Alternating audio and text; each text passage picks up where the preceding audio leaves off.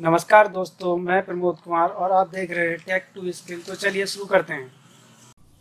आज का जो टॉपिक है वो बेसिकली सबग्रेड के बारे में, जैसे subgrade level calculation and technical specification. पूरी जानकारी के लिए वीडियो को एंड तक जरूर देखें।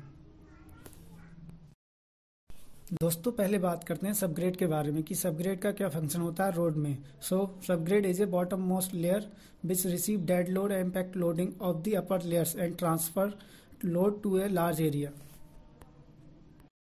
MDD ऑफ सॉइल मतलब maximum dry density of soil 17.5 kilolitre per metre cube और 1.785 ग्राम पर सीसी से कम नहीं होनी चाहिए।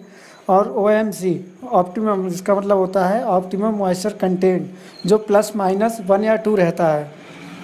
Liquid ligament and plastic index जो होनी चाहिए वो not more than 50 and 25।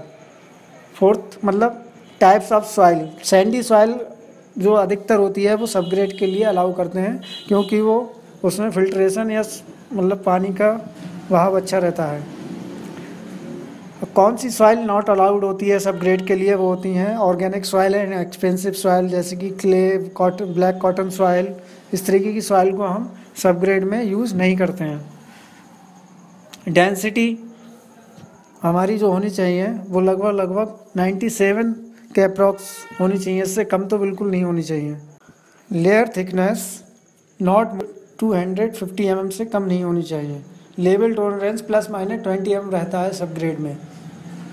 Size of course material, अधिकतर साइज जो होता है कोर्स मटेरियल का वो 50 mm होना चाहिए। दोस्तों, पेमेंट दो टाइप्स के होते हैं, पहला रिजिड पेमेंट, दूसरा फ्लेक्सिबल पेमेंट। आज मैं आपको रिजिड पेमेंट के बारे में बताऊंगा। आप ये जो देख रहे हो ये रिजिड पेमेंट का क्रॉस सेक्शन है। सबसे नीचे की layer embankment, then subgrade, GSB, DLC and PQC।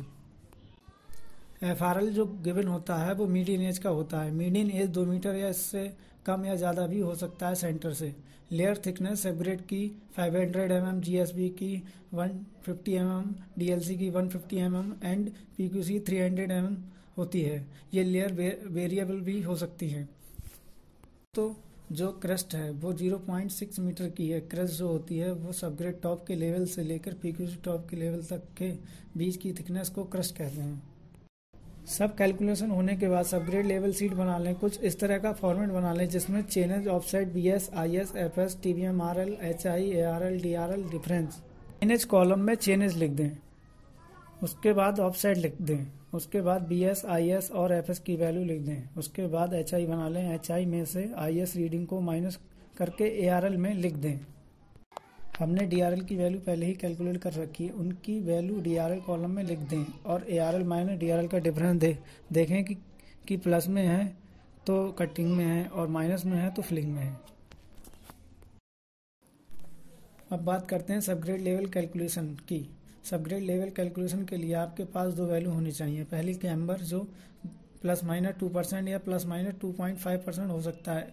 दूसरा FRL, यहाँ पर मैंने FRL की वैल्यू 189.300 मीटर ली है। FRL PQC टॉप के मीडियन एज का दे रखा होता है, इसलिए पहले सबग्रेड का DRL कैलकुलेट करते हैं। DRL कैलकुलेट करने के लिए आप ये फार्मूला यूज कर लीजिए। दोस्तों, ये जो वैल्यू है 188.700 ये सबग्रेड के मीडियन एज की वैल्यू है, लेकिन हमें सबग्रेड के सेंटर की वैल्यू चाहिए जो इस फार्मूले से निकालते हैं।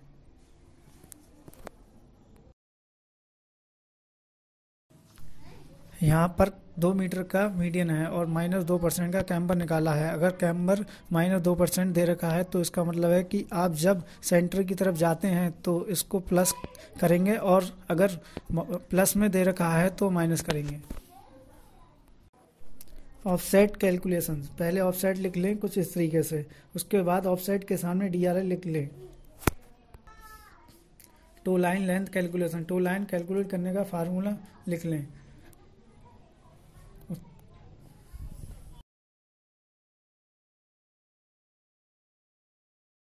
आई होप आपको ये वीडियो पसंद आया होगा। Please like, share and subscribe जरूर करें और बेल आइकन ज़रूर दबाएं, जिससे आपको टेक टू स्किल की आने वाली वीडियोस का नोटिफिकेशन मिलता रहे।